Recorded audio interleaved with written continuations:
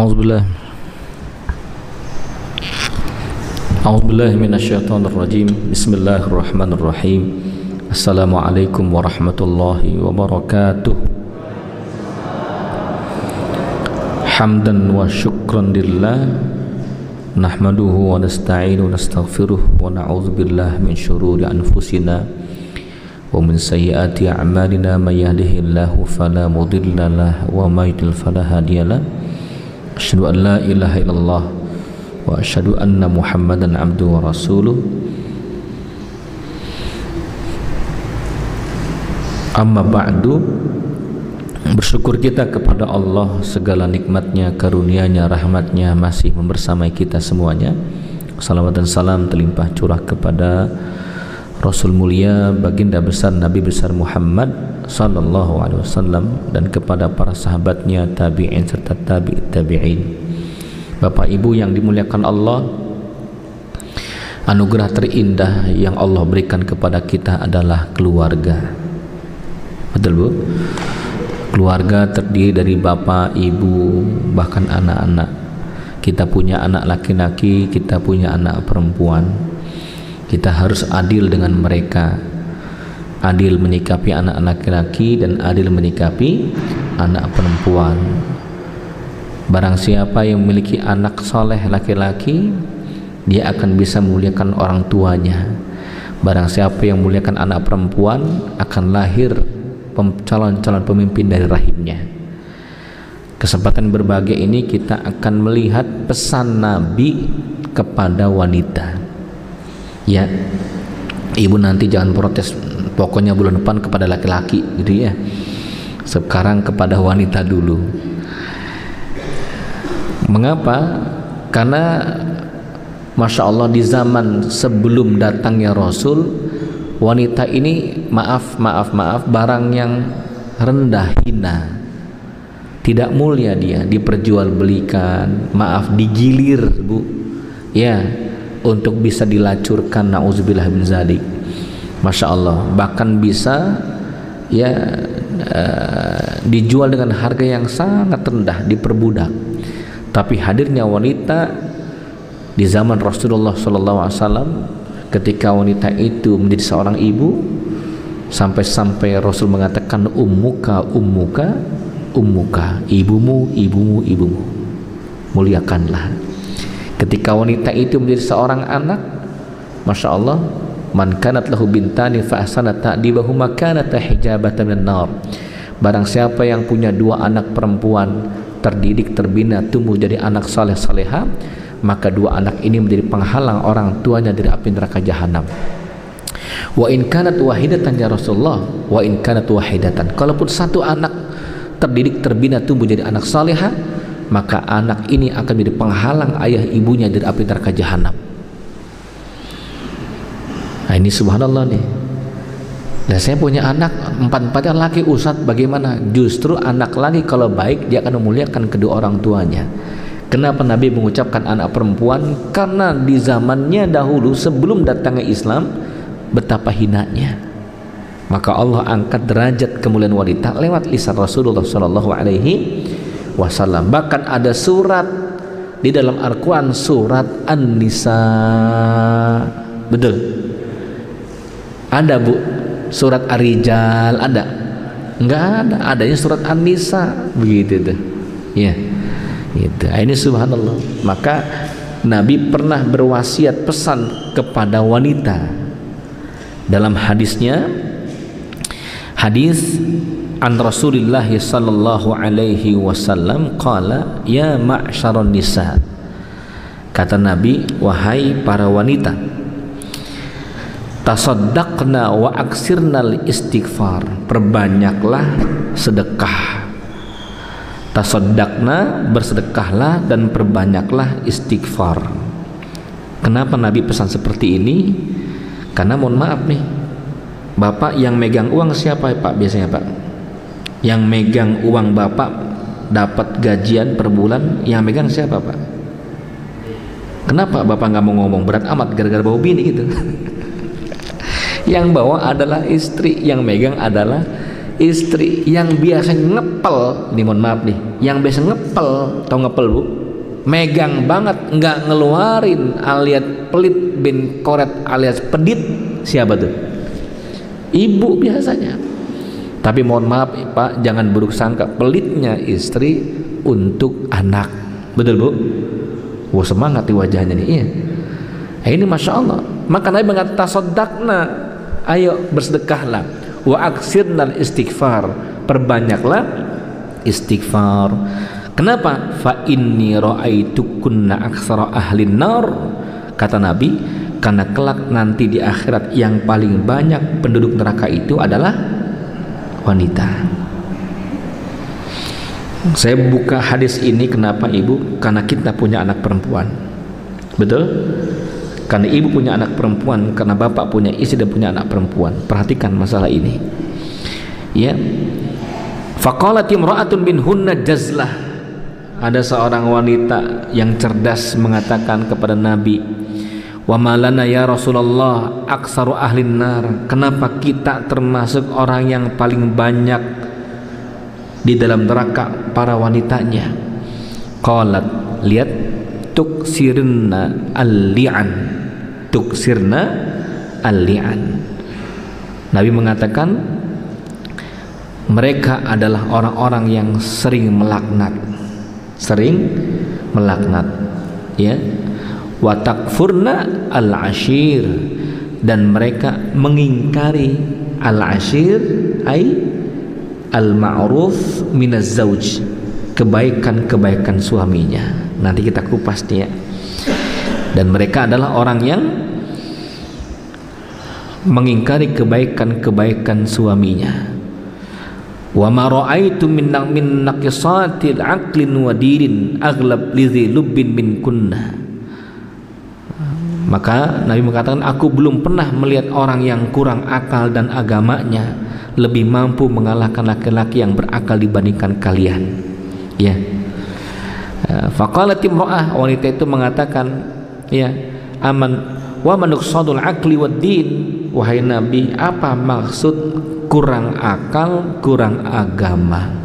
Qala amma nuqsadul aqli, kata Nabi, adapun mereka wanita disebut dengan kurang akalnya, syahadatu mra'ataini ta'dilu syahadata rajulin, persaksian dua wanita sama dengan satu laki-laki. Kalau ulama lain mengatakan, maaf, mengapa akal wanita itu lemah? Maaf, karena lebih banyak mengedepankan perasaan dibandingkan akalnya. Dan itu secara psikologis benar, dibenarkan itu, ya. Tapi bukan sesuatu yang negatif, justru itu anugerah Allah Subhanahu wa taala. Perasaan cinta istri lebih besar cinta kepada anak-anaknya dibandingkan bapaknya. Karena itu, mohon maaf, wanita itu bisa multitasking. Satu waktu 5 pegawaian, betul ya? Satu waktu bisa 5 kerjaan. Ada begitu bu? Ada, ya. Sambil masak, sambil teleponan, betulnya. Ada begitu bu? Sambil nyusuin bocah, nyusuin, gendong, masak, gendong, nyusuin sambil telepon, kakinya ngepel, terus gitu goyah-goyah. Ya, mohon maaf, bapak pulang kerja tidur pulas, istri belum bisa tidur. Kenapa? Mikirin besok masak apa. Betul begitu? Iya. Masya Allah tuh. Ya, anak nanti belum bayaran, pas terakhir ini bayaran, gimana ini? Iya, begitu ya. Itu perasaan kasih sayang cintanya besar Pak istri. Gitu. Naqisatul aqli wad din. Apa maksud naqisatul din? Apa yang dimaksudkan dengan naqisatul din? Wa tamkusul layali ma tusalli wa tuftir fi Ramadan fa hadha nuqsad din, kata Nabi, ya. Malam hari terkadang tidak melakukan salatnya, berdiam diri selama beberapa malam dengan tidak salat dan tidak berpuasa pada bulan Ramadan karena haidnya. Itulah makna kekurangan dalam agama. Ya, jadi kekurangan agama itu karena memang banyak hambatannya, banyak uzurnya, dan ini dimaklumi, maka muncullah fikih tentang wanita, fikih tentang haidnya, fikih tentang istihadahnya dan sebagainya. Baik, Bapak Ibu yang dirahmati oleh Allah Subhanahu wa taala, kita berkesempatan lebih spesifik lagi kita melihat mengapa mereka masuk neraka atau diharamkan mendapatkan surga Allah Subhanahu wa taala. Betul ya? Diharamkan mendapatkan surga. Beberapa poin kita akan kupas. Lihat hadis Rasulullah sallallahu alaihi wasallam yang bersabda,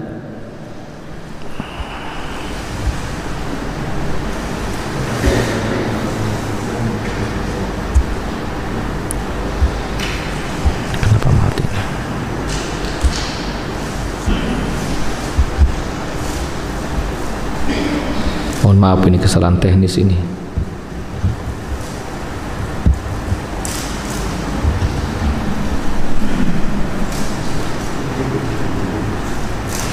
Ittala'tu fil jannati fara'aitu aksar ahliha al-fuqara wa tala'tu fin nari fara'aitu aksar ahliha an-nisa. Dalam hadis Bukhari nomor hadis 3069 dari Muslim, Nabi mengatakan, aku melihat ke dalam surga, maka aku melihat kebanyakan penduduknya adalah fuqara, orang-orang fakir. Dan aku melihat ke dalam neraka, maka aku menyaksikan kebanyakan penduduknya adalah para wanita. Ini hadis Rasulullah SAW. Maka mohon maaf ketika kita mendapatkan kesulitan lantaran kefakiran, berbahagialah, Andalah termasuk orang yang dimudahkan oleh Allah mendapatkan surga. Kenapa? Karena lebih dekat dengan Allah. Kefakiran itu lebih dekat dengan Allah ketika ia beriman kepada Allah Subhanahu wa ta'ala.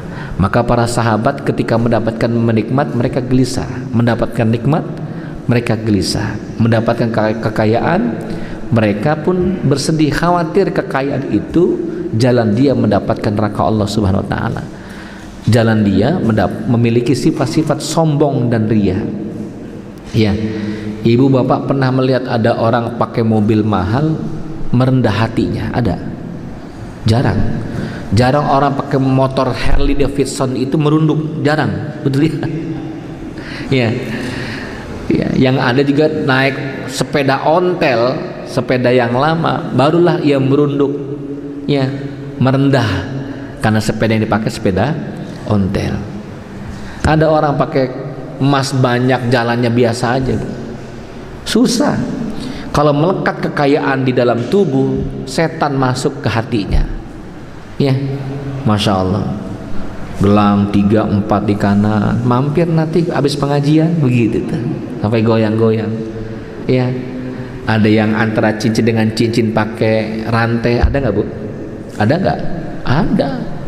Ada lagi cincin ke gelang, masya Allah. Yang nggak ada gelang ke anting, nggak ada itu. Saya belum pernah lihat sama sekali itu.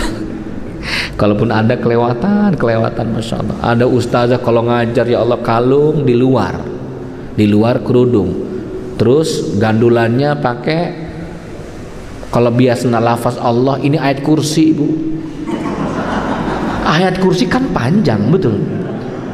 Itu jamaah yang ngeliatin aja, bukan terkesima dengan ceramahnya, ngelihat kalungnya itu. Nih mohon maaf nih, ustazah juga manusia ibu ya. Mohon maaf kalau ada kesalahan dan mohon maaf ada kekurangan. Ya, itu pintu yang paling tercepat setan masuk kalau sudah kaya, muncul sifat sombong.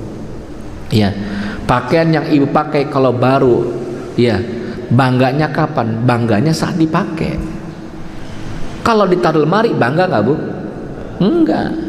Saat dipakai, itu pun pas dipakai ada yang nanyain, seneng banget itu. Yang paling kesel ditanya berapa kali bayar, kesel banget itu. Gitu ya. Jadi masya Allah, benih-benih setan itu masuk ke dalam hati kita dari pintu kekayaan, kesombongan. Dengan kesombongannya, maka orang fakir apa yang disombongkan? Tapi Nabi mengatakan dalam hadis qudsi, Allah mengatakan, "Uhibbul ghaniyal abida wa asyad uhibbul faqiral abida wa asyadul hubbal ghaniyal abida. Aku mencintai, kata Allah, orang fakir yang rajin ibadah, dan aku lebih mencintai orang kaya yang rajin ibadah. Kalau orang fakir rajin ibadah wajar, orang miskin rajin puasa emang kudu, emang gak ada nasi, betul ya, makanya kudu puasa. Tapi kalau orang kaya prasmanan di depan meja makannya banyak makanan, dia puasa, cakep. Orang kaya tempat tidurnya spring bed, AC-nya dingin, selimutnya tebal, sejuk di dalamnya, tapi ya bangun malam, hebat. Orang miskin tahajud wajar, tikernya banyak bolong, banyak tumbila, betul. Ini masih ada nggak tumbila kira-kira ya? Itu. Lalu ya sholat malam, luar biasa itu, ya bagus. Tapi lebih bagus orang kaya yang sholat malam, gitu ya. Allah membenci orang kaya yang sombong, tapi Allah sangat membenci orang miskin yang sombong. Betul? Ya, ini masya Allah nih. Ya, baik. Kita akan lihat siapa saja orang-orang yang wanita-wanita yang diharamkan surga. Yang pertama adalah la yahfadhu nafsah, wanita yang tidak menjaga dirinya, yang tidak menjaga kehormatan dirinya. Itu Allah katakan di dalam surat At-Tahrim ayat 6, ya ayyuhalladzina amanu qu anfusakum wa ahlikum nara waquduha an-nasu wal hijara 'alaiha malaikatun ghiladun shidadun la ya'sunallaha ma amarahum wa yaf'aluna ma yu'marun. Wahai orang-orang yang beriman, jagalah dirimu, ku anfusakum wa ahlikum, dan keluargamu. Ahlikum jamak, artinya di dalamnya istri, anak-anak, anak laki-laki, anak perempuan, ke bawah, ke atasnya ayah, ibu, keluarga, saudara. Itu keluarga kita semuanya. Ahlikum nar, dan neraka. Uniknya ketika Allah mengatakan ya ayyuhalladzina amanu, menggunakan kata amanu, isyarat kepada kita semuanya, seakan-akan Allah hendak mengatakan engkau mampu menjaga keluargamu ketika engkau punya iman. Kalau engkau tidak punya iman, maka engkau akan abai dan lalai menjaga keluargamu. Jadi iman itu tanggung jawab, Pak. Iman itulah yang menjadikan kita punya rasa tanggung jawab untuk anak perempuan kita dengan hijabnya, untuk istri kita jangan macam-macam. Maka jangan mudah ibu keluar rumah, ya, hanya sebatas reuni PAUD. Masya Allah, itu reuni PAUD jauh amat ya, reuni SMA tempatnya di kerokean, ketemu mantan, wa ma'adroka ma mantan. Apa yang terjadi? Ngobrol, subhanallah, jalan berdua, suami tidak ada. Nih yang tidak menjaga dirinya, ya, yang tidak menjaga dirinya. Saya pernah mengatakan, Bu, wanita itu sangat mudah masuk surga asalkan 4 syaratnya. 4 ibu pegang, surga, pintu-pintu surga akan memanggil. Ya ummah, ya wahai ibu Rahmawati, wahai ibu Sri, wahai ibu Dewi, wahai ibu Tuti, dipanggil, surga manggil. Bu Rodia, itu masya Allah, pintu surga memanggil. 4 tuh. Apa kata Nabi? Iza sallatil mar'ah khamsaha wa shamat syahraha wa hafazat farjaha, apalagi wa ta'at zawjaha udkhulil jannata min aibabin sya'at. Kata Nabi, apabila wanita itu ia jaga sholat 5 waktunya. Mohon maaf, ibu atau anak perempuan kita, Pak, nggak bisa duha tahajud, nggak kecanda qobliyah ba'diyah, hanya sholat 5 waktu saja. Yang kedua, puasa Ramadan saja, nggak ada puasa Senin Kemis, nggak ada puasa Arafah, nggak ada puasa Daud boro-boro, hanya Ramadan saja. Dan yang ketiga, menjaga kemaluannya dari zina dan selingkuh. Yang keempat adalah taat kepada suaminya. Apapun perintah suami taat, malam yakun isman. Ketika perintah itu tidak ada unsur dosa dan sesuatu yang haram, taatlah engkau kepada suamimu. 4 ini dimiliki oleh wanita. Pintu-pintu suruh mengatakan ta'al udkhuli, sini engkau masuk kepadaku. Maka Nabi mengatakan udkhuli bab min ay babin sya'at, masuklah engkau ke dalam surga, terserah engkau pilih pintu-pintu tersebut. Seneng gak Bu? Gampang gak Pak? Teorinya gampang, betul ya? Dari 4 poin ini Bu, kira-kira mana yang berat? Jujur ngomong Bu. Bu, ini mau ngomong ada suaminya ini ya. Mana yang paling berat Bu? Yang 4. Ngomong 4 pelan, 4 ya Allah, 4 Bu. Gitu. Iya. Saya suka ada seorang artis di IG-nya, dia mengatakan, demi Allah setelah saya hijrah saya mendapatkan satu nilai, bahwa ketaatan kepada suami mutlak selagi suami tidak melakukan sesuatu yang haram. Maka saya nasihat kepada diri saya dan teman-teman saya semuanya untuk taat kepada suami, walaupun suami itu maaf melakukan kesalahan, keburukan, tetap taatlah kepada suami. Karena perintah taat kepada suami, taatmu kepada suami, kebaikanmu kepada suami bukan karena engkau cinta kepada suami, tapi karena itu perintah Allah kepadamu.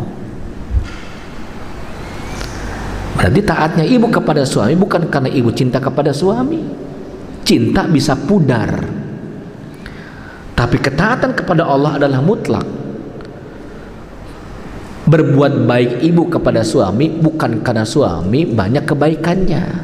Ada kalanya maaf kebaikan suami hanya di rumah saja. Ini mohon maaf nih Pak nih. Iya. Ada kalanya kebaikan laki-laki hanya di rumah saja, di luar ibu nggak tahu bagaimana buruknya suami. Tapi Allah mengatakan taatlah engkau kepada suamimu.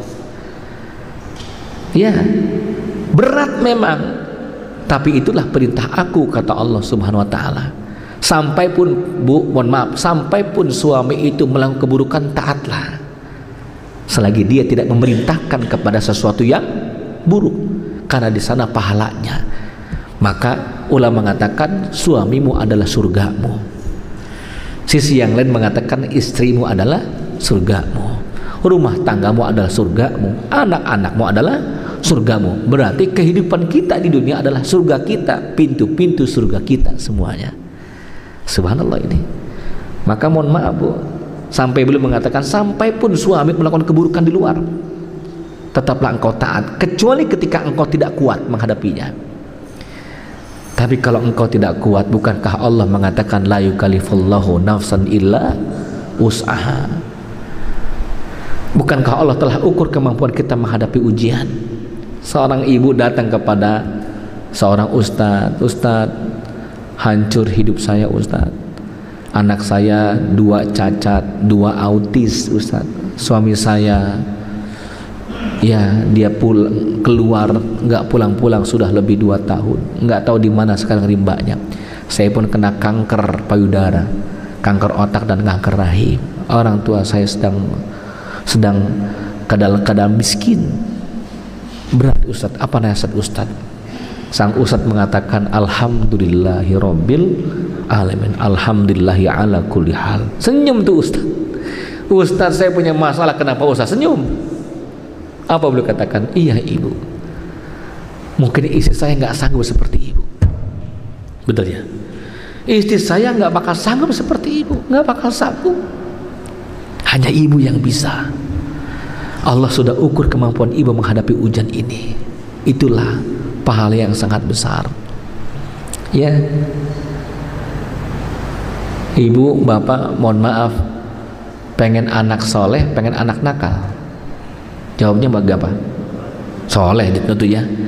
Gimana kalau dihadirkan anak soleh, seneng nggak Bu? Seneng nggak? Dihadirkan anak yang nakal, seneng nggak Pak? Dihadirkan anak yang soleh, seneng nggak Bu? Kok nggak ada jawaban? Ibu bingung ini. Iya, ini ibu hidup ini, hidup. Dihadirkan anak soleh, seneng nggak Bu? Senang. Dihadirkan anak nakal, seneng nggak Bu? Enggak. Tapi doa kita begitu, ya Allah, anak soleh, solehkan anakku ya Allah, solehkan anakku. Nggak taunya anak kita anaknya nakal. Kok anak yang nakal ya Allah? Kan saya minta anak yang soleh ya Allah. Udah.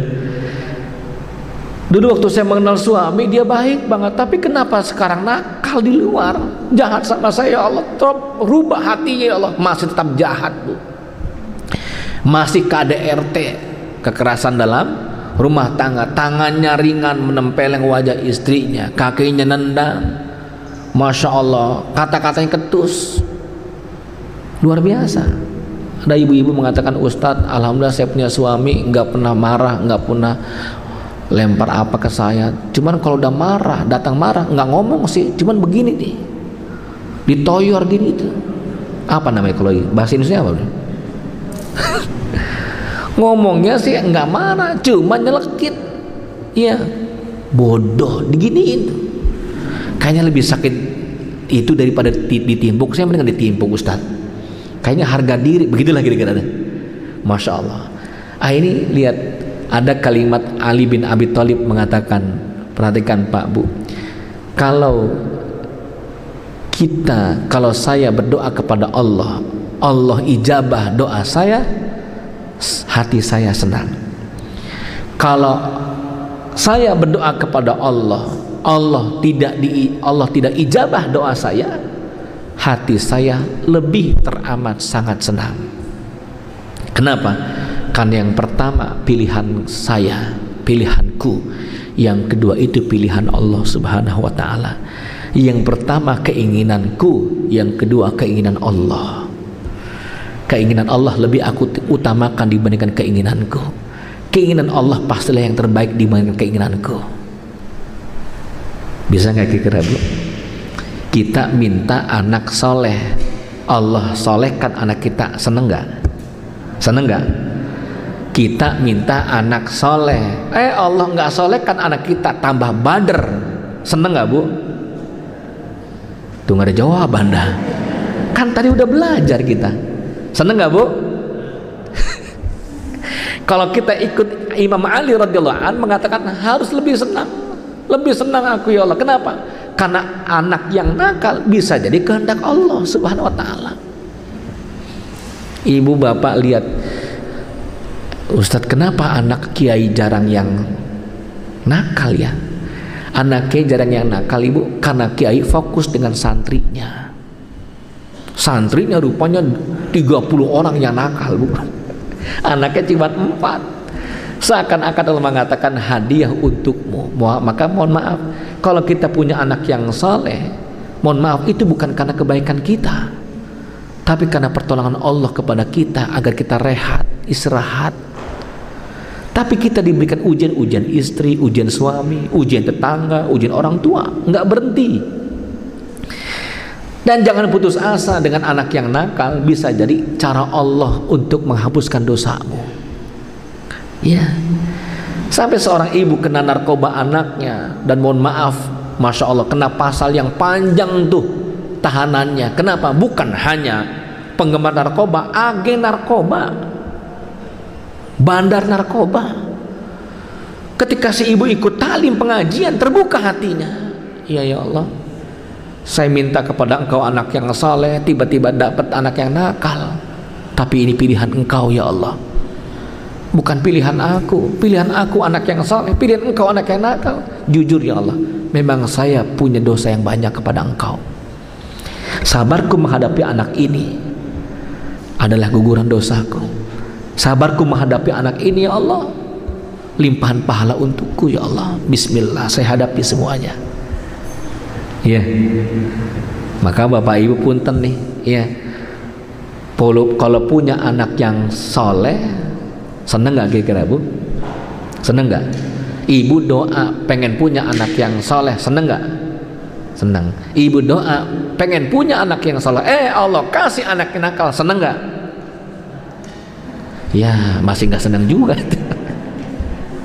Ya itulah beratnya menerima takdir. Saya sering menyampaikan itu, Pak Bu, indera kita punya batas-batas yang nggak bisa kita menembusnya. Apa yang ada di balik ini kita nggak tahu. Apa yang di belakang tembok-tembok ini kita nggak tahu. Apakah ada snack? Ada nggak snack kira-kira ya? Oh ada ya. Apakah ada? Kita nggak tahu sama sekali. Mata kita punya keterbatasan. Masa depan kita nggak tahu sama sekali. Ya, anak kita mau menikah usia 21 tahun yang perempuan. Sebulan kita rencanakan dengan calon besan. H-1 sepekan menjelang pernikahan, telepon tuh calon besan. Assalamualaikum Bu Haji, Bapak sehat? Oh ya, gimana calon besan, sehat nih? Gimana untuk sepekan kemudian? Ini justru yang saya akan bicarakan, Bapak Ibu Haji. Ada apa ini? Mohon maaf, kami sudah berat keputusannya, sudah musyawarah panjang dari 2 hari yang lalu. Ada apa Pak Bu? Seperti kita tidak bisa melanjutkan pernikahan anak kita. Keinginan kita anak kita lancar menikahnya. Iya, betul. Tapi H-6 sepekan menjelang pernikahan kok batal. Sedih atau senang Bu? Bu jawab. Ini kenapa pengajian bingung semua sih? Bingung. Sedih atau senang Bu? Sedih. Tapi kalau kita ingat kalimat Ali bin Abi Thalib, demi Allah Bapak Ibu senang. Betul kan? Kata Ali bin Abi Thalib, kalau aku berdoa dikabulkan doaku, hatiku senang. Kalau aku berdoa tidak dikabulkan doaku, maka hatiku lebih sangat senang. Mengapa? Yang pertama pilihan aku, yang kedua pilihan Allah. Pilihan Allah pasti yang terbaik. Allah memilih anak kita gagal menikah Bu. Pilihan kita jangan sampai gagal. Pilihan Allah gagal Bu. Maka maaf, jangan kecewa berlebihan, jangan sumpah serapah. Ada tuh rahasianya. 3 bulan kemudian ibu mengatakan, nak ya Allah nak, tuh nak lihat nak, ya Allah saya lihat tuh di media sosial. Ada apa Bu? Ya Allah untung kamu nggak nikah sama dia ya Allah. Kenapa? Lihat nih, Masya Allah, perampok kelas kakap rupanya. Apa kata kita? Ya Allah alhamdulillah nggak jadi ya Allah. Betul Bu.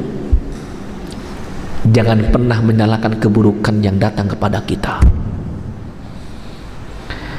karena kita tidak tahu rahasia Allah Subhanahu wa Ta'ala. Pakailah doa Nabi Musa saat Nabi Musa diperintahkan untuk berangkat menuju Fir'aun. Izhab ila Fir'auna innahu tagha. Berangkat engkau kepada Fir'aun, gak usah banyak ngomong, berangkat sana. Itu Fir'aun udah kelewatan di Fir'aun. Berangkat wahai Musa. Musa protes nggak Pak? Apaan ya Allah? Fir'aun kan kaya, kudunya Fir'aun lawannya Sulaiman, kaya sama kaya, raja sama raja. Ilok sama aneh wahai Allah. Ini namanya Musa Cibitung Cikedokan ya. Itu masa sama aku wahai Allah? Nggak mungkin ya Allah. Dan engkau mengatakan innahu tagha. Musa itu Fir'aun, wahai Musa, Fir'aun sudah kelewatan. Engkau yang mengatakan Fir'aun kelewatan, bengis, kejam, dan dia ngaku Tuhan. Mengapa engkau tidak perintahkan petir menyambar tubuhnya? Selesai urusannya Allah. Bukan itu kalimat Musa kepada Allah. Nerima Bu. Apa Bu? Qala rabbi shrahli sadri. Ya Allah lapangkan hatiku. Ya Allah semoga ridho, semoga ridho. Gagalnya anak kita menikah ya Allah semoga ridho.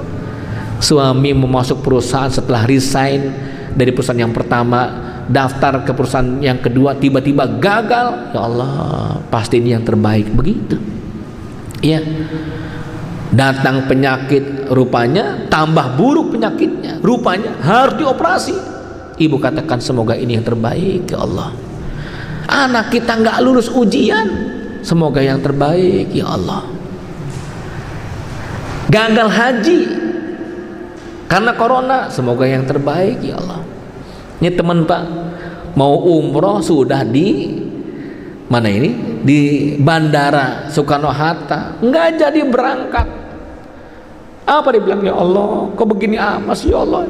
Sedih luar biasa, kesel ketika ia lihat berita yang lainnya Bu. Maaf sudah ada sampai di Jeddah Bu. Masya Allah tuh jamaah umroh dari Mesir Bu, sudah di Jeddah tapi masih dalam pesawat, nggak boleh keluar selama 3 jam. Ngapain aja dalam pesawat 3 jam? Sesak, pengap, betul? Nggak boleh turun, tetap di pesawat sampai nunggu perintah untuk balik lagi. Lebih nyesek lagi, betul? Itulah. Maka ada kalanya kalau kita mendapatkan ujian, satu ujian, lihatlah ujian yang berat dari orang lain. Ya, kita punya sakit sariawan 2, Masya Allah, teman kita 12 sariawannya. Ya, kaki kita kesemutan, kawan kita diamputasi, betul ya? Rumah kita tipe 21, tipe 45, bersyukurlah tetangga kita nggak punya rumah, masih ngontrak kemana-mana, betul ya? Nah seperti itu. Baik, kembali nih, ini masih tidak menjaga diri. Dari yang kedua, hati-hati kufur terhadap suami. Wanita-wanita yang diharamkan masuk surga, lihat, kufur kepada suami.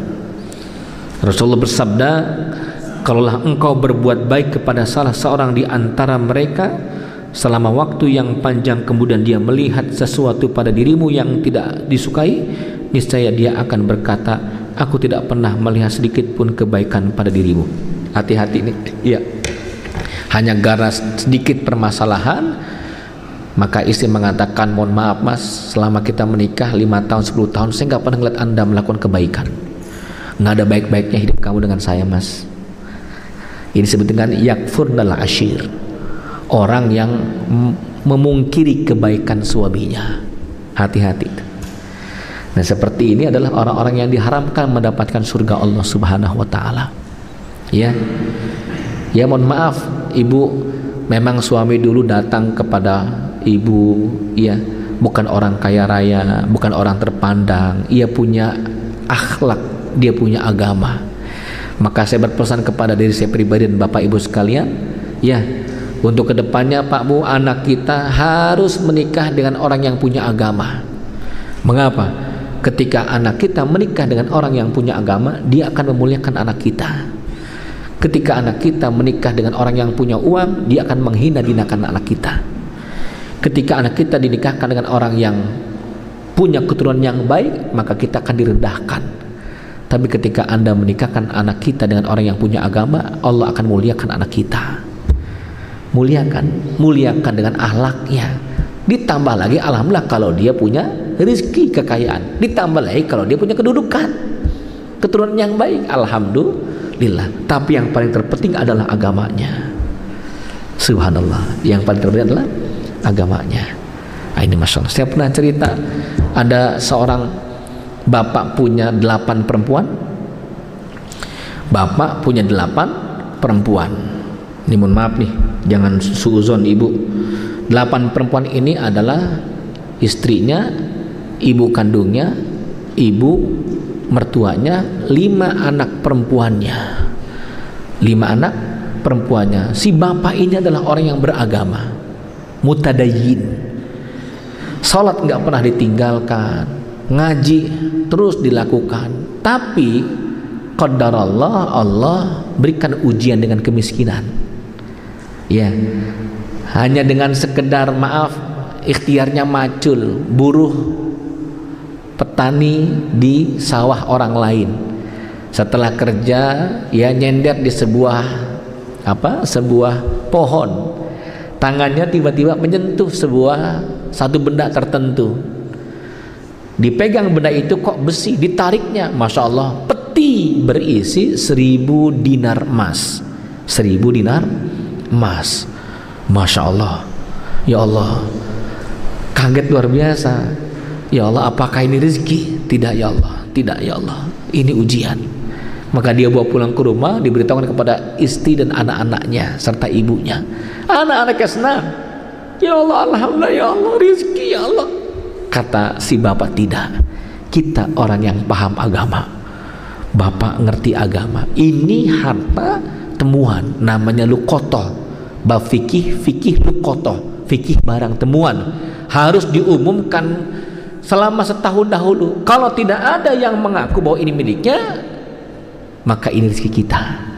Pak, tolong Pak, dikit aja Pak, kita juga miskin, gak punya apa-apa. Setiap hari kita makan roti kering dengan korma saja. Nyaris ibu punten, ayam, ikan nggak pernah dimakan, nggak ada sama sekali. Lagi-lagi suaminya mengatakan, bapaknya mengatakan, tidak, jangan engkau sentuh. Wahai istriku, kau sentuh satu koin hilang, aku ceraikan engkau. Agama, lihat agama luar biasa. Dalam kemiskinan ia bertahan. Lalu si bapak berangkat ke Masjidil Haram. Ini kisah nyata. Berangkat ke Masjidil Haram sholat Jumat.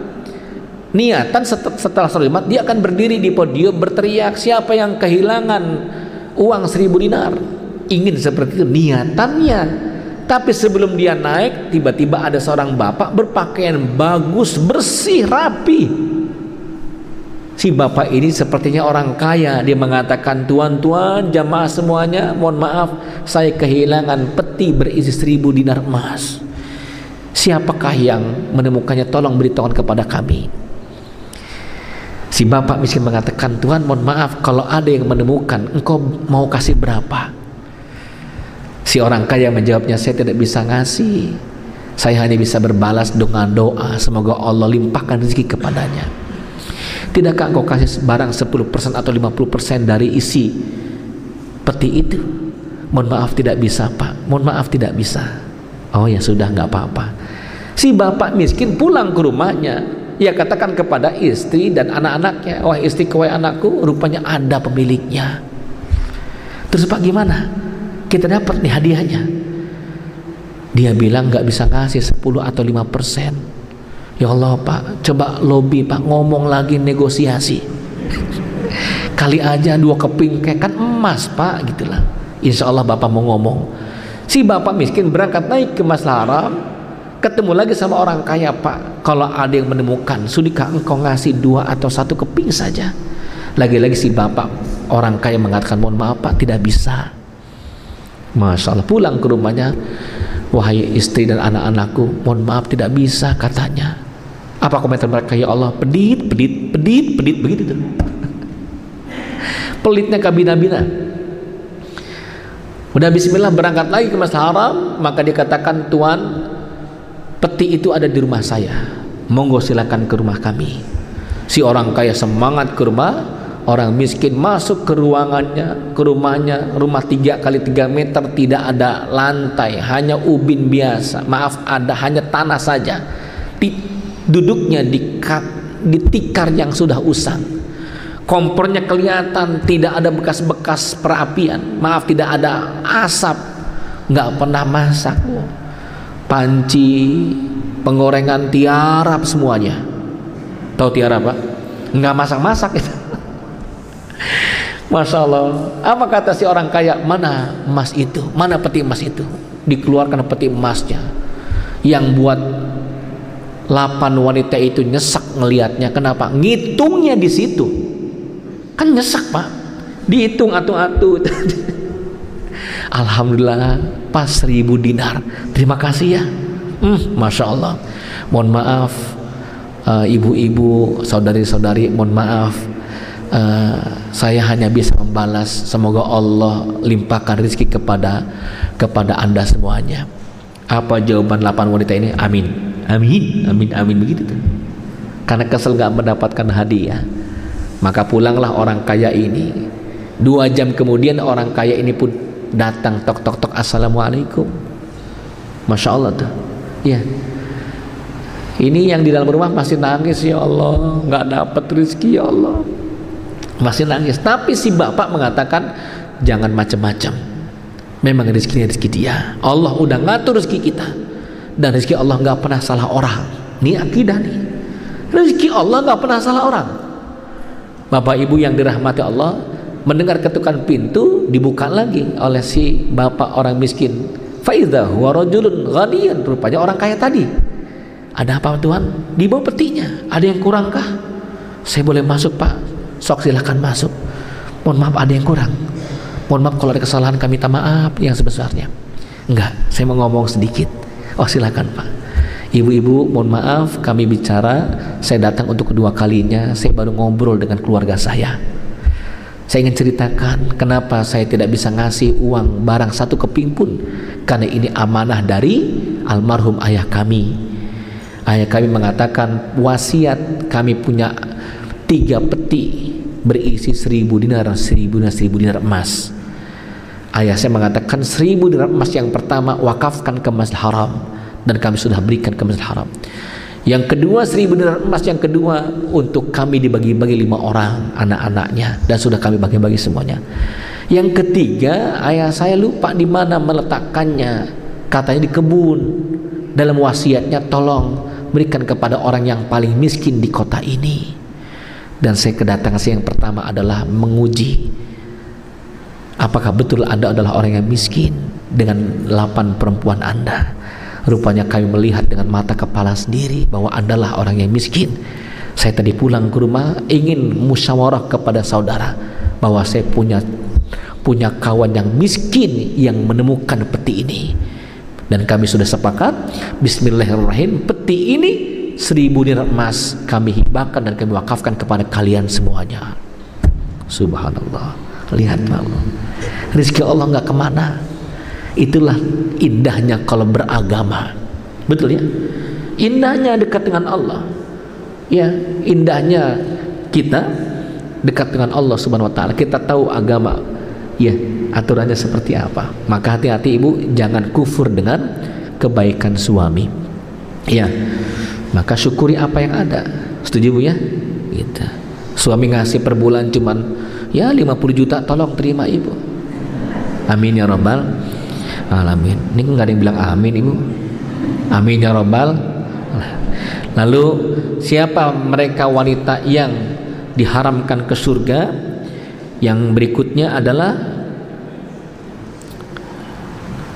menggunakan pakaian yang tidak syariat. Libasum ghairu syar'i, libasuhunna ghairu syar'i. Pakaian yang tidak sesuai dengan syariat. Ini Rasulullah bersabda, dan perempuan wanita yang berpakaian tetapi hakikatnya mereka telanjang, kasiyatun ariyat, melenggak-lenggokkan kepala mereka karena sombong dan berpaling dari ketaatan kepada Allah dan suaminya. Kepala mereka seakan-akan seperti punuk unta. Mereka tidak masuk surga dan tidak mendapatkan wanginya surga, padahal wanginya boleh didapati dari jarak perjalanan sekian. Surga itu bisa dihirup wanginya dengan jarak yang sangat jauh, saking nikmatnya, indahnya, dan aroma yang sangat wangi. Tapi wanita itu tidak mendapatkan wangi surga Allah. Wanginya saja nggak dapat, apalagi masuknya. Siapa itu? Kasiyatun ariyat, wanita yang pakai pakaian tapi telanjang. Apa tuh? Pakaian ketat, celana iblis apa? Jin, betul ya? Gitu. Celana jin, ya. Mohon maaf ibu, senam nih, ibu-ibu nih, tolong senamnya kalau mau pakai pakaian seperti itu di indoor aja ibu, ruang tertutup. Jangan sampai di lapangan, bapak-bapak di belakang, ibu-ibu depan. Pantesan bapak-bapak nggak ngantuk, masya Allah itu, ya, karena pakaiannya ketat banget. Saya nggak tahu itu apa pakaian anak ibu yang SMP atau bagaimana itu. Itu badan udah kayak lepet, kelihatan semuanya. Ada hook-hooknya, betul? Hook kanan, hook kiri dan sebagainya. Mohon maaf ibu, inilah Islam menata dari yang terkecil sampai yang besar. Agama apa yang memperhatikan masalah kecil ibu? Qat'u zufr, potong kuku, ya, menipiskan kumis, merawat janggut, masya Allah tuh, berkhitan. Agama apa? Islam yang berperan, Islam yang berbicara sampai masalah ini saja. Kenapa? Karena itu pintu dan celah-celah setan. Sampai Imam Syafi'i mengatakan, demi Allah lebih baik di hadapanku ada 1000 ekor singa dibandingkan aku berjalan di hadapanku wanita yang menebar auratnya, wanita yang tidak terbungkus pakaian yang syar'i. Hati-hati nih Pak. Ya. Mengapa? Karena senjata yang paling cepat menusuk ke hati laki-laki adalah pakaian tersebut. Wanita yang telanjang walaupun berpakaian, pakaian yang tipis, pakaian yang ketat, termasuk punten ibu, mukenanya jangan yang tipis, apalagi dipakai untuk berjamaah di masjid. Apalagi mukena yang tembus pandang, ada nggak kayak gitu tuh? Kayak hordeng ada? Nggak ada ya. Jadi mukenanya masya Allah itu, Ini ada ibu-ibu pakai pakaian, saya nggak tahu bahan pakai apa tuh, lembut banget, nempel jadi napak tuh. Ditegur kami oleh seorang syekh di Mekah Al-Mukarramah, anta mu'tamir Indonesia, kamu orang umrah Indonesia. Nah, mana? Suf, lihat itu. Ini wanita pakai seperti apa? Pakai seperti ini. Ketika dia sutruku kelihatan semua, napak semuanya begitu. Ya, jadi pakaian pun harus betul-betul menutupi lekak-lekuk tubuhnya, jangan sampai terlihat. Ya, maka ibu berjalan pun, maaf kalau berjalan bisa tangannya dimasukkan ke sini sambil berjalan, sehingga maaf aurat lekak-lekuk tubuhnya pun tidak tampak. Begitu ya. Nah, ini masya Allah, ini harus diperhatikan. Tapi tidak harus mahal lah. Ini mau kena harganya 3 juta, ya Allah. Pernah tahu mau kena 3 juta? Saya pernah antar uminya ke Tanah Abang beli pakaian yatim, ditawar, ada yang bilang, Ustadz, Pak Haji ini mau kena Syahroni, dia bilang begitu. Syahrini, mohon maaf ya, itu subhanallah, itu mau kena harganya berapa? 3 juta. Ini sebetulnya 4,5 juta Pak Haji, udah Pak Haji 3 juta dah. Ini apa istimewanya 3 juta? Oh, pernak-perniknya rame banget. Kalau kita nggak mikir pernak-pernik, Bu, yang kita pikir bagaimana sholatnya, betul kan? Allahu Akbar. Susah jaga hati, betul ya? Jangankan mau kena, bros aja yang mahal, beda jalannya, betul Bu? Beda. Nih bros yang di leher agak mahal dikit, godek, betul. Geleng-geleng terus, aduh masya Allah nih, ini jebakan setan nih, mohon maaf ya.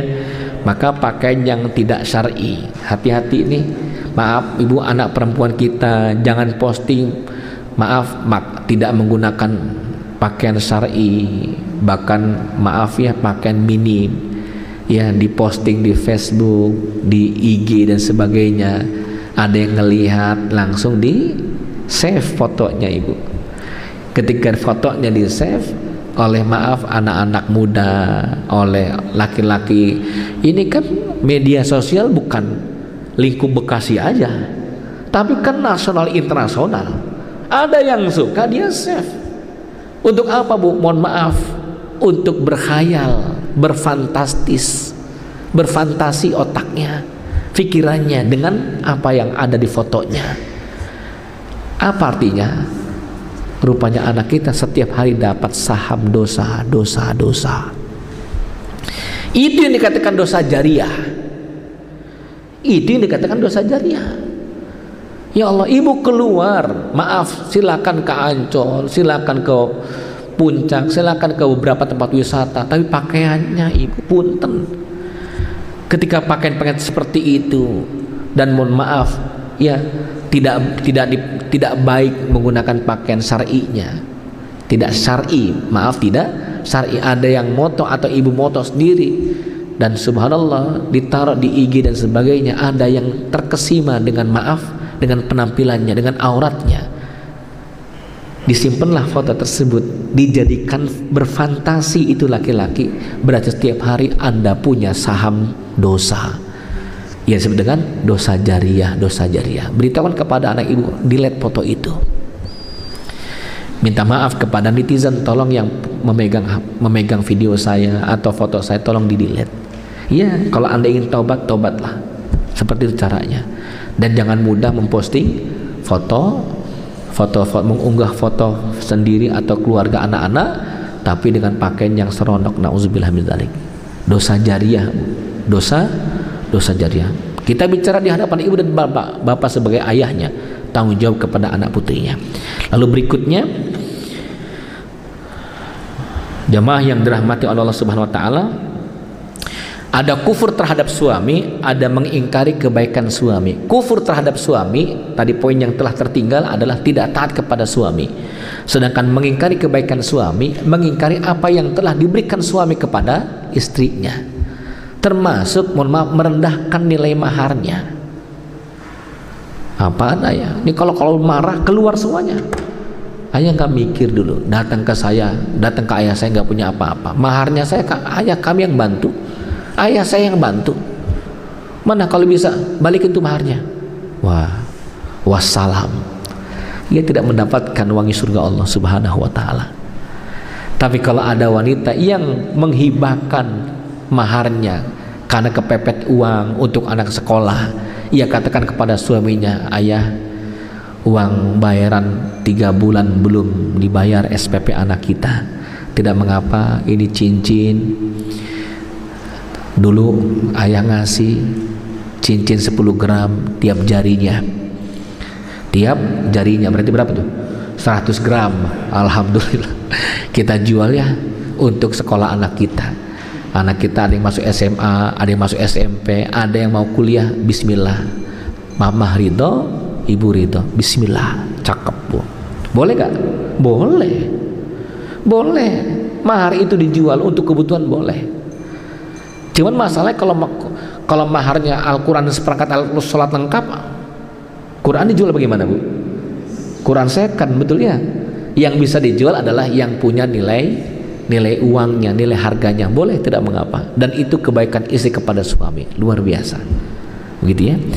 Jangan ingkari kebaikan suami, ya, sampai mengatakan, halah, gaji cuma segitu, mau membahagiakan istri, enggak ada.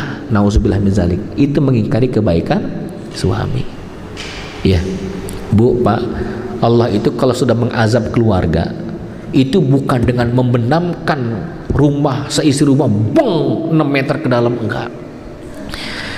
Allah hendak mencabut keberkahan rumah tangga itu bukan dengan cara mati seketika, enggak. Mohon maaf nih, ya. Allah kalau sudah mencabut keberkahannya dengan harta haram yang dia cari, menzolim orang lain, Allah hancurkan rumah tangganya dengan cara apa? Kelihatan sehat-sehat saja tuh rumah tangga, 5 anak, suami istri, tapi mohon maaf ibu, anak laki-laki yang ganteng, mohon maaf, homoseks, luar biasa. Anak perempuannya menjual kehormatan diri, anak perempuan yang lain, maaf ibu, hamil di luar nikah, anak-anaknya kena narkoba, ibu. Itu cara Allah menghancurkan hamba-hamba yang mengingkari Allah Subhanahu wa taala. Suaminya ada penyakit kanker, istrinya masya Allah punya masalah berat, ibu, hancur tuh rumah tangganya, habis semuanya. Bukankah ketika kita ada masalah anak satu aja kepikiran capek luar biasa, betul Bu? Apalagi 3, 4, 5 anak, Allah goyang tuh kehidupannya. Kenapa? Karena dia telah mengingkariku, mengingkari Allah Subhanahu wa taala. Maka hati-hati pun istri jangan mengingkari kebaikan suami, maka ia mendapatkan ancaman berat dari Allah Subhanahu wa taala. Mengingkari kebaikan suami, Allah tidak akan melihat kepada wanita yang tidak mensyukuri apa yang ada pada suaminya dan tidak merasa cukup dengannya. Ya, ibu, Pak, perbaiki salat kita, maka Allah hadirkan sifat qanaah. Ini pesan saya pribadi untuk keluarga saya dan ibu bapak sekalian. Kalau kita perbaiki salat kita, maka Allah perbaiki hati kita. Dengan cara apa? Allah berikan qanaah. Istri nggak banyak nuntut. Bapak ibu punten, yang namanya koruptor itu punya uang nggak? Koruptor itu punya uang di rumahnya 10 juta, 20 juta. Tapi mengapa dia mencari yang lain? Karena istrinya nuntut lebih daripada itu, nggak puas. Ada orang punya 100 juta nggak puas-puas.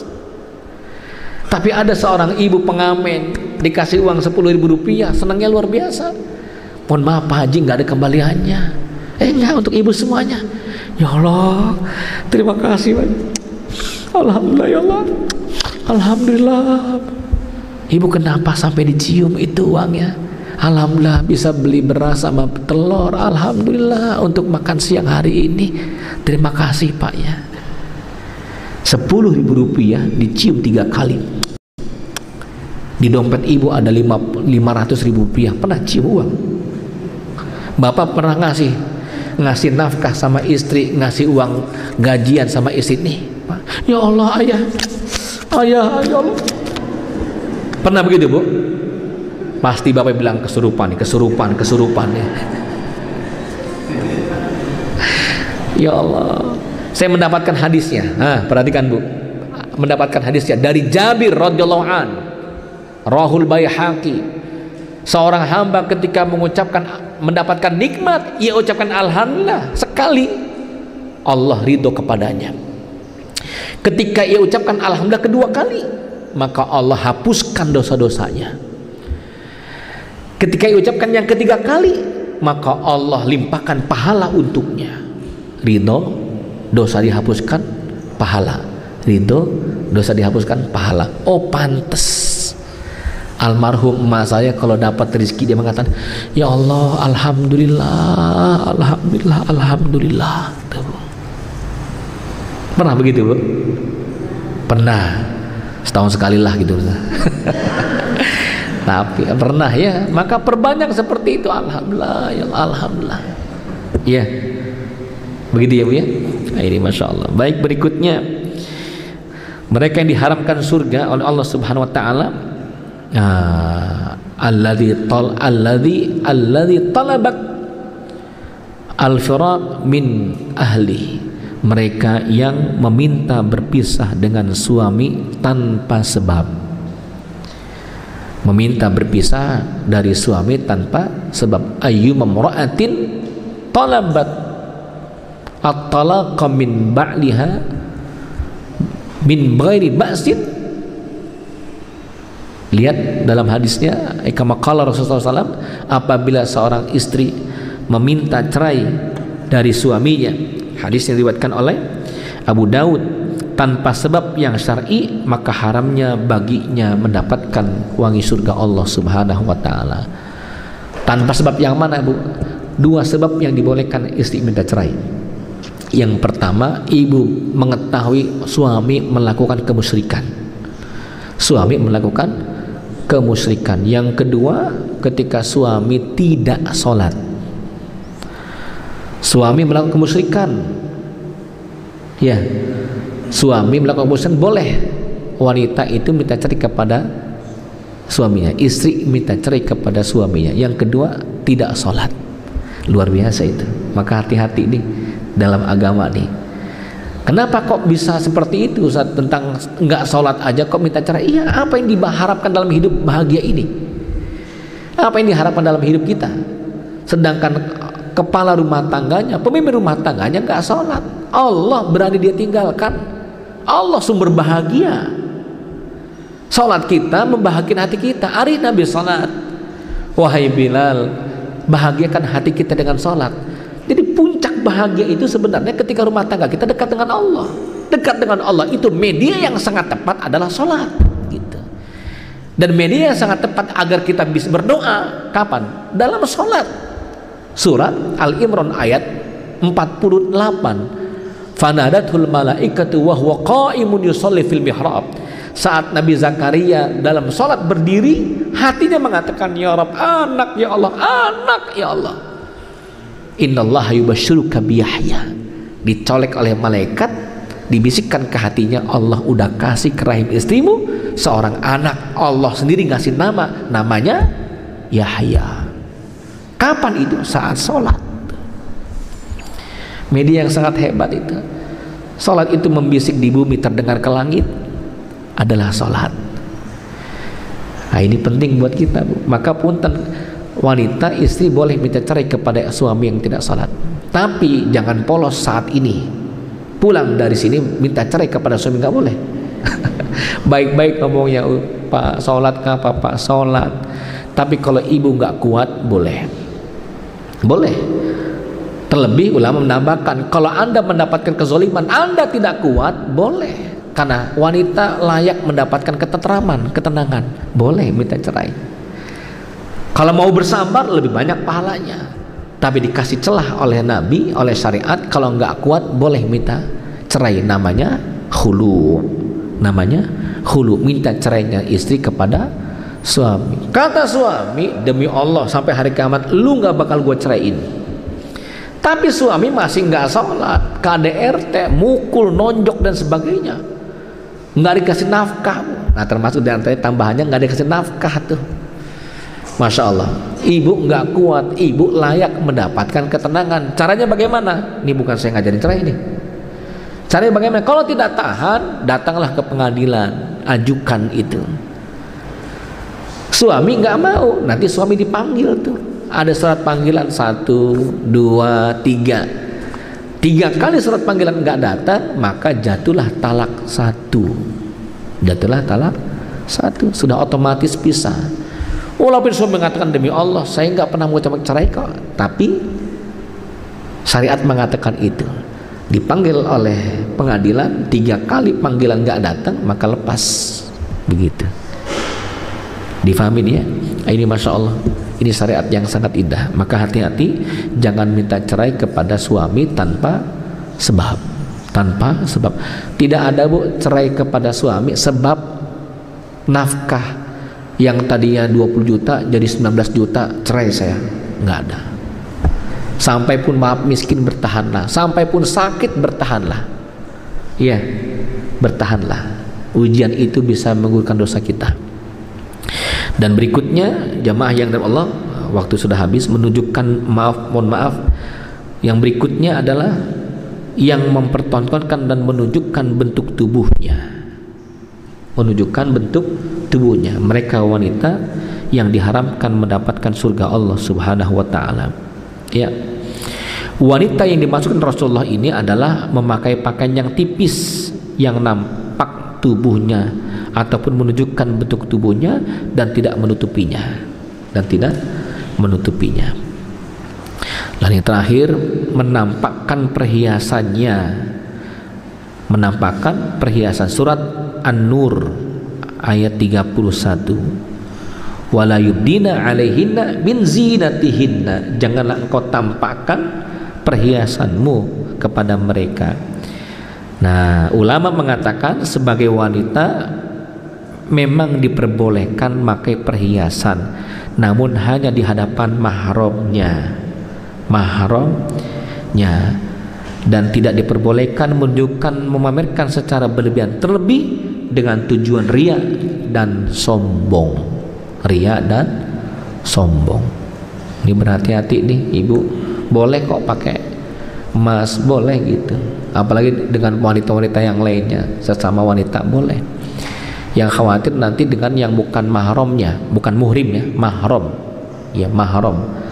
Ini hati-hati, dan itu bisa menimbulkan kebencian bagi orang-orang miskin. Gelang aja dibanyakin, sedekah boro-boro, betul begitu? Ada nggak begitu? Ada. Gelang dibanyakin, sedekah boro-boro, kalungnya banyak, utangnya di mana-mana. Siapa tuh? Ya Allah, itu kalung apa rantai kapal ya Allah? Padahal dia punya utang tuh 3 juta. Kalung bererot 3, betul ya? Gelang di mana-mana, utang nggak bayar. Ada nggak begitu tuh? Iya, teman kita punya utang sama kita 1 juta, 2 tahun nggak kelar. Tapi ganti mobil, ganti motor, jalan-jalan ke Bali. Ada begitu bu? Ada. Nggak usah teriak, nggak usah, orangnya ada di sini soalnya. Nah, ini berlebihan dalam berhias, waqarna fi buyutikunna wala tabarrujul jahiliyah. Janganlah engkau berlebihan dalam berhias dan tinggallah kamu di rumah kamu. Surat Al-Ahzab ayat 33. Ya. Jangan berlebihan dalam berhias. Dan jangan keluyuran. Ini kalau bahasa Betawinya, jangan keluyuran yang gak ada manfaatnya. Namun itu atas izin suaminya. Ini hati-hati ibu. Ibu sampai pun mau ke rumah orang tua tetap izin kepada suami. Kenapa? Mohon maaf, suami berangkat kerja nih. Berangkat kerja. Mah, berangkat kerja. Iya, ayah. Kolbun gitu. Hati-hati maksudnya ya. Kolbun fitorik, hati-hati ayah. Karena jamaah Masjid Asar belajar bahasa Arab, jadi kolbun. Nah setelah berangkat rupanya si suami mau surprise, beli cincin, beli bunga sama pot-potnya, betul ya? Masya Allah, karena mau ngasih surprise sama istrinya, ya. Bahkan subhanallah udah minum madu dulu, minum apa jempol bima, macam-macam dah tuh ya. Itu subhanallah, rupanya ingin kangen, masih kangen sama istrinya. Tiba-tiba ketika pulang ke rumah, itu suami, istrinya nggak ada. Masya Allah, dia pulang ke rumah orang tuanya. Apa yang terjadi? Pusing itu suami. Maka berhati-hatilah muncul kalimat-kalimat yang tidak enak kepada istrinya dari suaminya. Maka berhati-hatilah untuk izin, Bu. Ya, ini mohon maaf, Bu.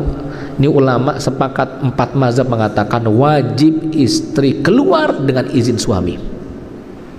Tapi ada satu mazhab Imam Hambali masih agak longgar.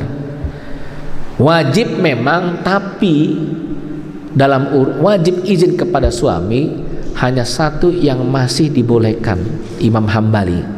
Boleh engkau tidak izin kepada suami keluar rumah asalkan mencari ilmu. Asalkan mencari ilmu. Kenapa? Saking pentingnya ilmu agama. Boleh. Satu mazhab saja. Yang lainnya wajib istri izin kepada suami. Nah, itu. Terakhir, al-bukhlu, kikir dalam sedekah. Wanita yang diharamkan masuk surga adalah mereka yang kikir dalam sedekah. Iya. Mengapa Nabi mengatakan tasaddaqna, banyaklah bersedekah? Karena mohon maaf, ibu lebih banyak mikirin anak, mikirin keluarga.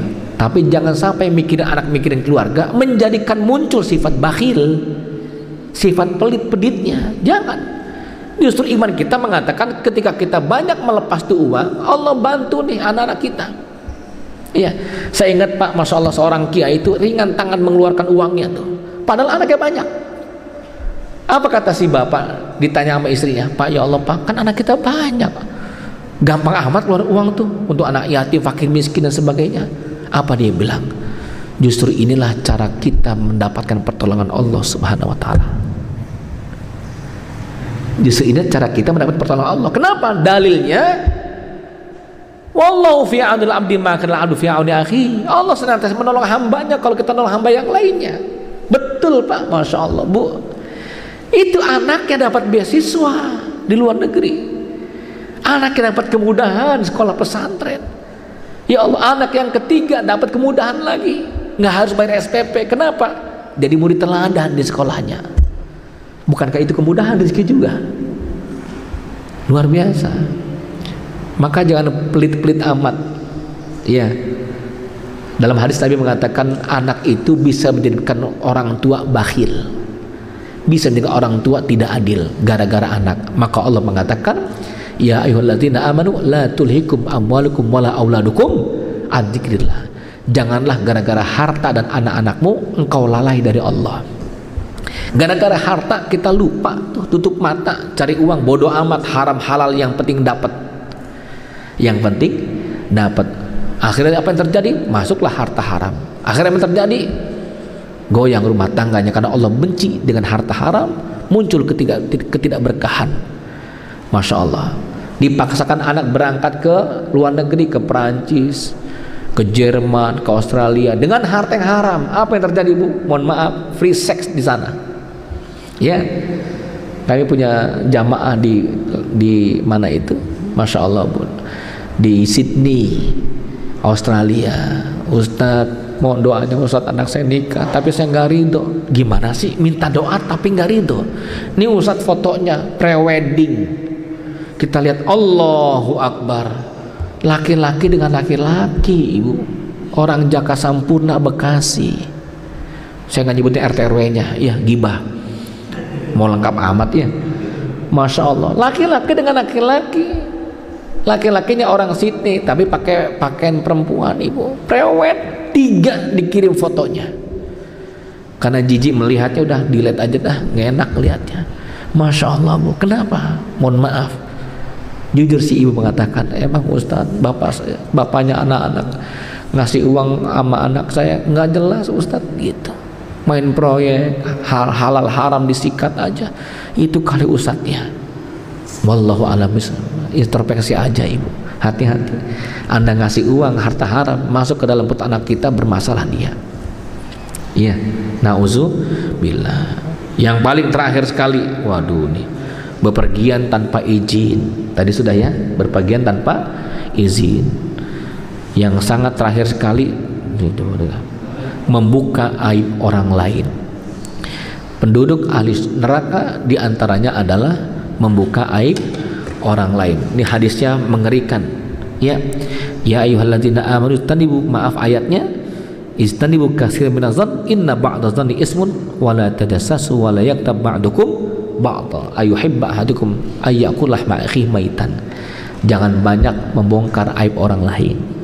Jangan tajassus. Apa tajassus, Bu? Tajassus itu, Bu, bahasa gampangnya jangan kepo. Kepo aja nggak boleh.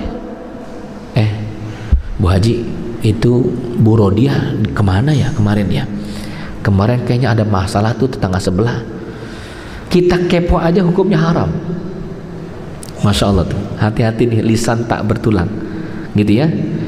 Kemudian sifat berikutnya mereka menjadi penghuni neraka adalah iri dan dengki. Sifat iri dan dengki. Hati-hati iri dan dengki. Al-hasad ya'kul hasanat kama ya'kulun narul hatab.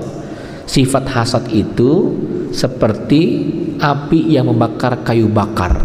Api yang membakar kayu, habis pahala kita. Apa di antara sifat iri dan dengki itu?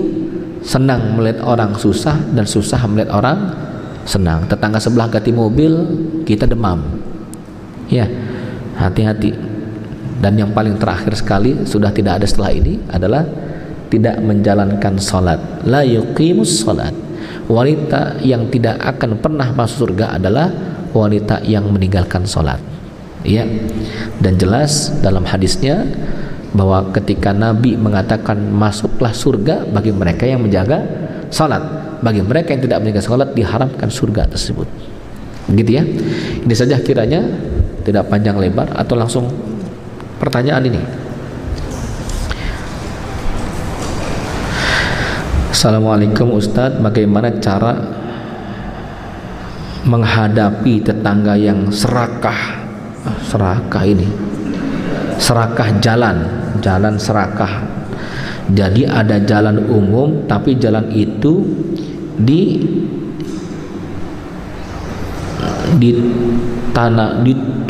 ditaroi apa aja, ditaroi maksudnya. Dia taruh apa aja, mungkin pot-pot bunga kali ya. Karena jalan itu depan rumah dia, sehingga bikin orang susah lewat. Nah, ini mohon maaf, Masya Allah, ini satu pertanyaan untuk kita semuanya.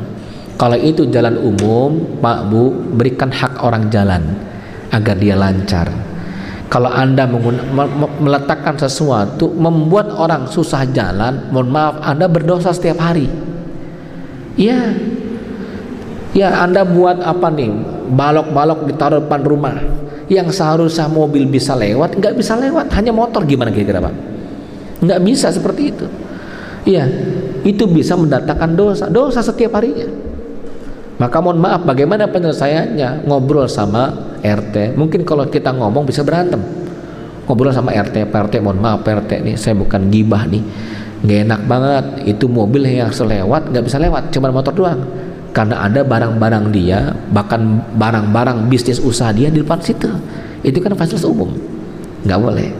Mohon maaf, dalam kitab Minhajul Qasidin disebutkan ada talang air rumah kita yang apabila hujan airnya jatuh ke jalanan, jadi lubang, bolong tuh aspalnya, RT boleh motong talang air. Boleh, Pak. Kenapa? Merusak fasilitas umum. Tetangga rumah, mohon maaf, tetangga rumah saat hujan deras, talang airnya ke pekarangan kita. Ada nggak begitu? Ada. Boleh kita potong walaupun tanpa izin. Kenapa? Karena sudah menzalimi rumah kita. Tapi adabnya tetap ngobrol. Assalamualaikum Bu Haji, mohon maaf nih musim hujan, talang air Bu Haji kalau air hujan deras itu kecipratan sampai ke kita, bisa nggak dibelokin ke sana?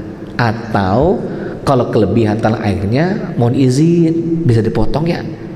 Soalnya kalau hujan berapa kali nih kecipratan sampai jendela rumah kita, sampai masuk air ke kamar kita, begitu tuh. Boleh, Bu. Islam itu menghindarkan adza, imatatul adza an tariq, menyingkirkan sesuatu yang mengganggu di jalanan. Duri aja Pak, pala itu kita singkirkan. Anda lihat ada seng, ada kaleng, ada balok, khawatir ada mobil kenceng, Masya Allah bisa pecah ban. Mending kalau hanya motor, tapi kalau bis besar isinya 50 orang, ada telah menyelamatkan 50 manusia. Betul ya? Itu subhanallah. Ayo nih gerakan untuk menyelamatkan jalan. Ya, bicara baik-baik. Mohon dijelaskan bahwa Allah itu lebih dekat dari urat nadi. Lebih utama mana menjawab salam lewat tulisan atau ucapan? Baik, Allah lebih dekat dari urat nadi. Ini isyarat bahwa Allah sangat dekat dari nafas kita. Dari nafas kita. Innallaha ya'lamu ma tuqidul anfus. Allah sangat tahu yang ada di bersitan hati kita. Ini mohon maaf nih, Bapak Ibu hadir pengajian Ahad pagi ini dengan pengajian Sabtu kemarin. Ada kan satu? Iya, ada yang nyeletuk di hatinya, ya Allah. Pengajian Ahad, pengajian Sabtu ada sarapan, pengajian Ahad kok nggak ada sarapan sih? Terbesit. Ini mohon maaf nih, cuma contoh doang ya. Contoh doang, jangan baper ini. Terbesit. Allah tahu nggak? Tahu. Ibu komentar apa di hati yang dekat dengan ibu datang? Kok kerudungnya sama saya sih, ya Allah? Dia mah 3 kali bayar, saya mah udah lunas. Nih hati berdetak. Terbesit kalimat tersebut. Tukinul anfus. Allah maha tahu. Allah maha tahu. Maka hati-hati jangan membersihkan kalimat-kalimat yang baik.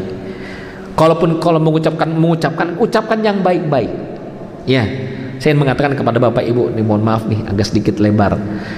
Kalau kita ingin mengucapkan di tempat yang mulia seperti masjid, ucapkan yang baik-baik. Ibu katakan sama teman-teman 2-3 orang, ya Allah, Bu Haji, semoga anak kita sukses berhasil ya. Walaupun hanya mengatakan amin, amin. Saya baru tadi baca hadisnya. Janganlah engkau mengatakan keburukan, karena engkau tidak tahu kapan malaikat mengaminkan kalimat itu. Maka perbanyaklah kalimat-kalimat baik. Maka ucapkan kepada anak kita, ya Allah anak soleh, ucapkan begitu. Ya Allah anak pintar, ya Allah ahli surga. Kalimat itu yang positif ucapkan. Kenapa?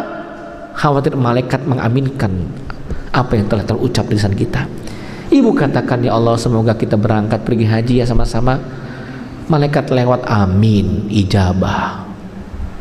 Ya, Bapak pernah tahu buku dan film 7 Menara?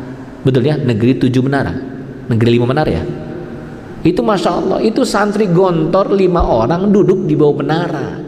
Mereka ngobrol mengatakan pakai bahasa Arab, nahnu ba'din naltaqi insyaallah fi baladin ma. Satu waktu kita akan kumpul di negeri tertentu ya, ketemuannya nanti ya. Subhanallah, 15 tahun kemudian ketemuan di Itali. Maka dibuatlah film negeri 5 menara. Gara-gara apa? Ngomong baik-baik. Saya dengan 3 teman ngobrol dalam masjid. Insyaallah ba'din fi Makkah atau fil Madinah nahnu naltaqi, pakai bahasa Arab, bahasa Gontor. Pokoknya nanti kita, ya Allah, kita ketemuannya di Mekah, di Madinah ya. Amin, amin. Masya Allah, Allah pertemukan 25 tahun kemudian. Kami umroh, ketemu di hotel, ya Allah Ustadz, ya Allah Ustadz Jamal, Masya Allah, ketemu kita di sini, alhamdulillah. Azan asar, Allahu Akbar, berangkat kita ke masjid. Ketika di halaman masjid, foto dulu, selfie, tolong fotokan siapa ini. Masya Allah, rupanya ada seorang bapak menggunakan sorban ditutup hidungnya karena musim dingin. Pak, mohon maaf Pak, tolong fotokan. Ketika dibuka sorbannya, Allahu Akbar, Ustaz Sa'id, Ustaz Sa'ad, ya Allah, ta'al. 3 orang menangis, kita berpelukan depan Masjid Nabawi. Teringat kita pernah berdoa di masjid, ya Allah semoga kita ketemu nanti satu waktu. Bicaralah kebaikan dimanapun kita berada, terlebih tempat-tempat yang mulia, karena engkau tidak mengetahui kapan malaikat mengaminkannya. Betul ya? Gitu. Yang apa nih? Dan mana yang lebih utama, jawaban salam lewat tulisan dengan ucapan yang paling baik, dengan ucapan. Nggak mungkin orang ngucapin salam kita aja pakai tulisan, Assalamualaikum. Oh iya ya, tapi ucapan salam dengan lisan, jawabannya salam dengan lisan. Kecuali salam dengan WA ya, maka dengan WA. Betul ya? Kecuali kita sedang nyupir nggak bisa ngetik waalaikumsalam, boleh pakai voice note, betulnya boleh seperti itu. Ini saja akhirnya. Astaghfirullah li wa lakum. Assalamualaikum warahmatullahi wabarakatuh. Kita tutup dengan doa, semoga Allah berkah pertemuan kita. Allahumma shalli ala sayyidina Muhammad wa ala alihi wa sahbihi wa barik.